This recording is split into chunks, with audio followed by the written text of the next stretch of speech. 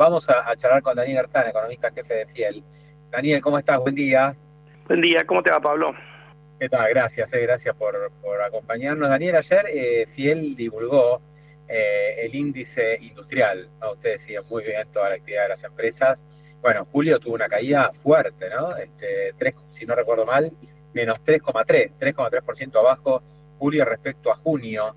Debe haber sido la caída mensual más importante del año, seguro, supongo. Sí, corregido por estacionalidad a un y pico de caída, pero igual es un dato, no fue bueno el dato. Más allá de que hay algunos atenuantes, porque hay algunas paradas de planta programadas, por ejemplo, en el sector automotriz, que obviamente te impactan en este mes, pero cuando la producción se normaliza, eso lo recuperás. Pero el dato no fue bueno, el dato que nosotros medimos, y de hecho los datos oficiales que se conocieron ayer del PBI de junio tampoco fueron buenos, ¿no? O sea, arrastramos No, 2 meses claro, de porque caída en el se negocio. conocieron dos datos en la misma dirección, el dato Así es. industrial de Fiel y el EMAE, ¿no? Del INDEC. Claro, el EMAE es a junio. De hecho, habitualmente cuando sacan el dato del mes, a veces venían corrigiendo para arriba los meses anteriores. Eso esta vuelta no ocurrió. Corrigieron para abajo, de hecho, el dato de mayo en el EMAE. Y bueno, siempre son datos provisorios porque vos vas incorporando después nueva información, pero nosotros el dato nuestro de julio, otra vez como dije antes, no fue bueno, y en alguna medida corrobora esa tendencia negativa que también venía mostrando la industria, el indicador oficial en el último par de meses.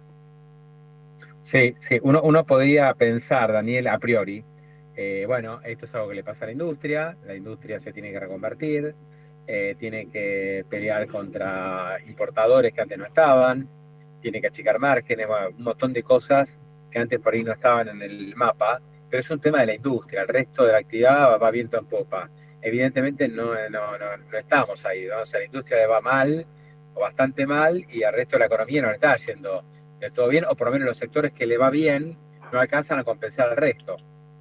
Bueno, por eso la mejor medida de la economía global es el PBI mensual, y ese dato otra vez tenemos mayo y junio que no fueron buenos, ¿no? Y uno debería esperar que con la suba de tasas de interés que hemos tenido, sobre todo a partir del mes de julio, pero que ha continuado en agosto, eso tampoco te ayuda en términos de actividad económica. Así que yo creo que no vamos a tener buenos datos de actividad hasta que no se descomprima un poco la tensión preelectoral, y bueno, y eso faltan todavía un par de meses, ¿no?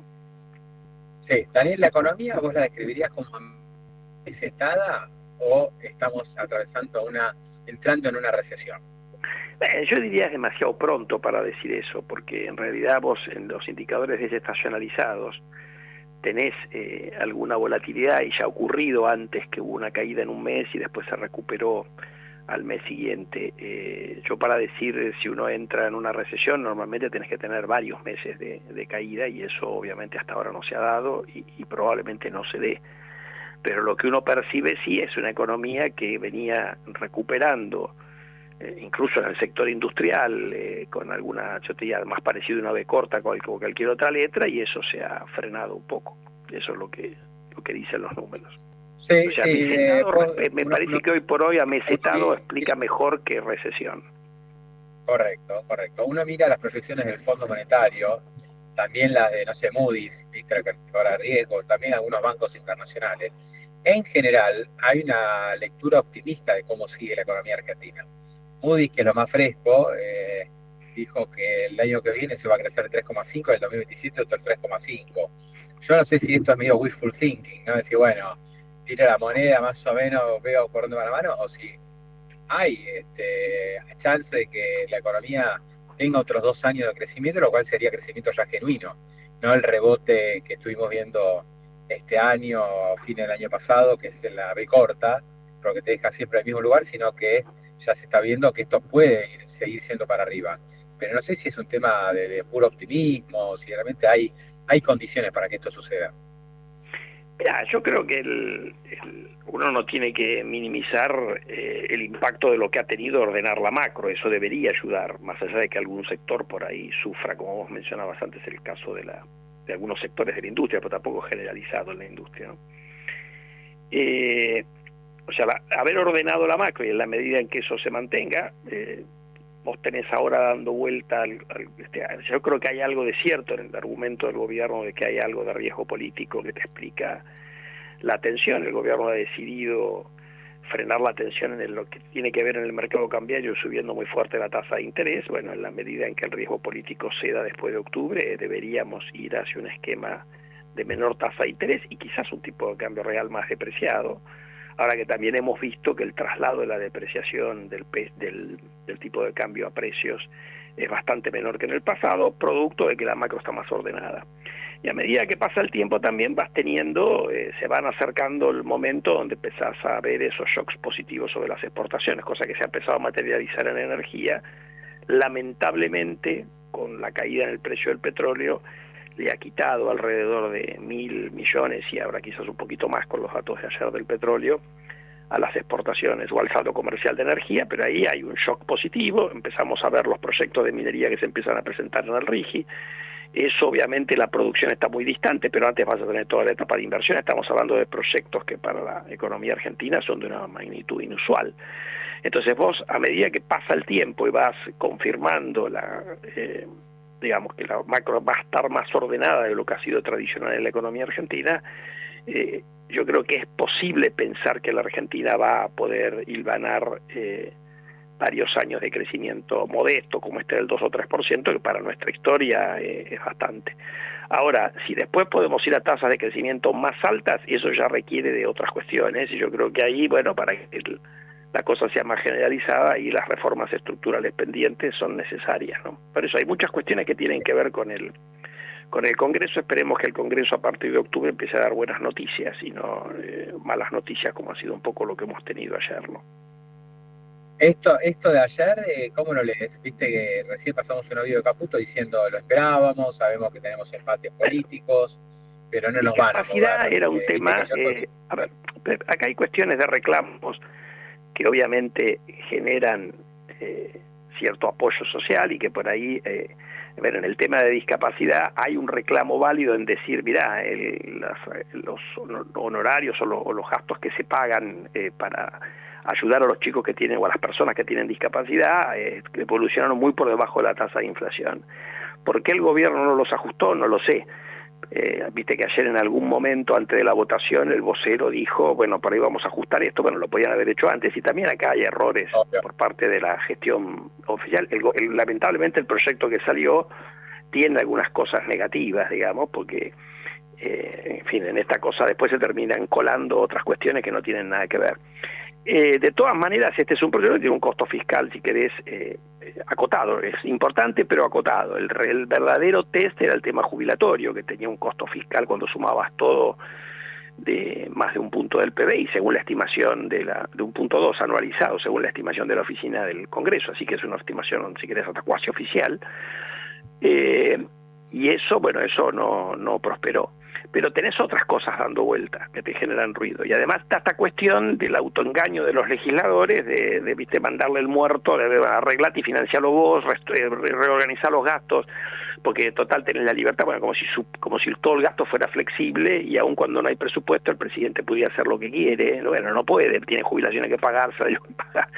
Entonces, en realidad es una posición muy cómoda. Yo el otro día, hablando con un colega tuyo, lo que le decía, bueno, mira, pero es válido decir que hay que subir jubilaciones. Yo entiendo que el resto de la sociedad no comparta la visión del presidente del tamaño del Estado en la economía. Ahora, sí, al mismo tiempo que quiero subir el gasto en discapacidad, subir la jubilación, subamos el IVA 2 puntos. Entonces ahí la discusión entra en una discusión, bueno, y ahí veremos qué es lo que la sociedad quiere, porque si vos a la sociedad le decís subir a los jubilados, vamos a estar todos de acuerdo. Ahora cuando le decís subir a los jubilados podemos pagar más impuestos, ahí habrá una discusión, si querés, me parece más genuina, como se hace en los países serios. Entonces, yo creo que ahí el Congreso tiene una asignatura pendiente. Pero otros podrán decir, ¿por qué no recortamos en otro lado? ¿Por qué siempre subir impuestos? Bueno, hay Bueno, que ver, recortar en otro lado, estoy de acuerdo con vos, pero digo que la propuesta de aumentar un gasto tiene que ver, por eso, cuando intentaron hacer esto, después tiene que dar la aritmética, ¿viste? Porque después empezaron con los gastos tributarios, no aporta prácticamente nada, con la baja del presupuesto de la CIDE, no aporta prácticamente nada, después con el ahorro de los intereses de los pagos al Fondo Monetario, eso ya estaba metido en las cifras oficiales, entonces no te financia nada de lo nuevo. Y después con una reasignación, un rodeamiento de partida de la jurisdicción 91, que tampoco es financiamiento genuino. Entonces, en realidad era puro gasto nuevo. Entonces, bueno, está bien, sí, fantástico, bajemos, por ejemplo, podrían haber dicho, eliminemos por completo los subsidios a la energía y al transporte. Era válido eso. Después pues, bueno, pero nos afecta a los pobres. Bueno, el otro también favorece, si quieres, a personas que tienen algún problema, bueno, habrá que... Pero esa es una discusión válida. ¿Me entendés? Y esa discusión, lamentablemente, el Congreso no ha hecho, excepto algunos legisladores que habían dicho, mira, este gobierno bajó el personal, este gobierno todavía no bajó todos los gastos tributarios con, por ejemplo, el tema de Tierra del Fuego. Bueno, esa es una discusión válida, si vos querés, a mi juicio, por lo menos, ¿no? Sí, sí. Daniel, te hago otra pregunta. ¿Hizo bien el gobierno en subir tanto la tasa y en evitar porque esto tiene que ver, obviamente, con la presión del dólar, ¿no? Porque se les antojó, ¿no? Esto era para darle una zanahoria a los inversores que se queden en peso y no pasen al dólar en medio del proceso electoral. ¿Estuvo bien? ¿Era el mal menor que las tasas se vayan a las nubes versus tener un tipo de cambio tranquilo hasta por lo menos el 7 de septiembre, que es la elección bonaerense? Mira, yo creo que eso genera costos, porque la pregunta es si el gobierno, a ver, que iba a haber elecciones, sabíamos, porque eso no es novedoso, la novedosa lo del 7 de septiembre, pero que iba a haber elecciones muy relevantes el 26 de octubre, lo sabíamos desde hace mucho tiempo.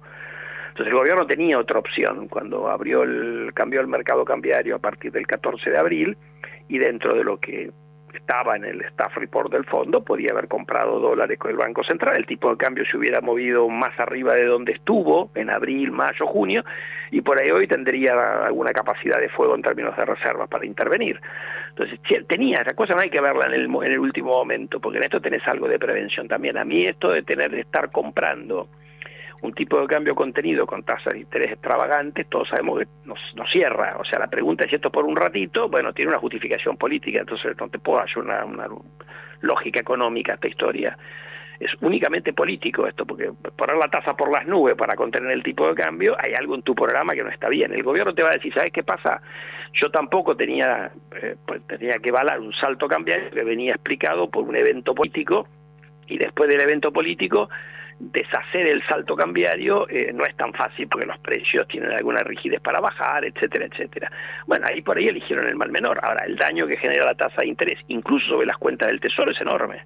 Entonces, en esto elegiste el mal menor porque para eso tenés que estar en una posición de fortaleza. Uno siempre tiene que tratar de evitar estar en un dilema donde tenés que elegir entre una cosa mala y una cosa muy mala. Ahora, a veces la vida te pone ahí porque no hay opción. Bueno, entonces en ese caso el gobierno eligió una tasa de interés extravagante en lugar de tener un tipo de cambio más depreciado. Sí, sí. Ellos, cuando vos hablas del costo exponencial que tiene la tasa, ellos no dicen que no, pero lo relativizan. Dicen, bueno, pero es verdad que la tasa está súper alta, pero es por un pedazo de la deuda y por muy corto tiempo. Bueno, hay que ver, ¿no? Por ahora, por corto tiempo, tasa. pero Por ahí dentro de 20 días baja y ya está todo bien, pero bueno, no lo sabemos. eso lo que, a ver, por eso, si esta cuestión es una cuestión, yo lo escribí hace como 2 o 3 semanas esto, no era el artículo que saqué el último domingo, antes. Si vos este tema de la tasa de interés es una cuestión de muy pocos días, bueno, ya está, o sea, eso no tiene efecto macroeconómico, porque enseguida apareció todo el mundo diciendo esto frena la actividad. Bueno, pará, a ver, que la tasa sube una semana no te frena la actividad.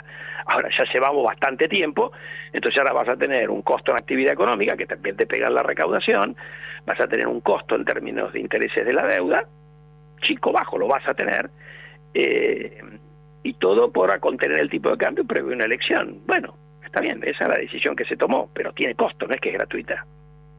Sí, sí, y aparte no sabés, ¿no? Después del 7 de septiembre si esto vuelve a la situación anterior, o se estaciona donde está o vamos a un lugar intermedio. Bueno, a ver, yo te diría, el 7 de septiembre no sé, porque el 7 de septiembre pueden pasar muchas cosas, podría perder el gobierno el 7 de septiembre, por más que gane por paliza en octubre. Entonces acá la carrera es hasta el 26 de octubre. Salvo que el 7 de septiembre el gobierno tenga una victoria contundente en la provincia de Buenos Aires, que por ahí termina haciendo eso, entonces ahí sí se te adelanta y la cosa se te relaja. Pero acá tenés que estar preparado por una carrera hasta el 26 de octubre.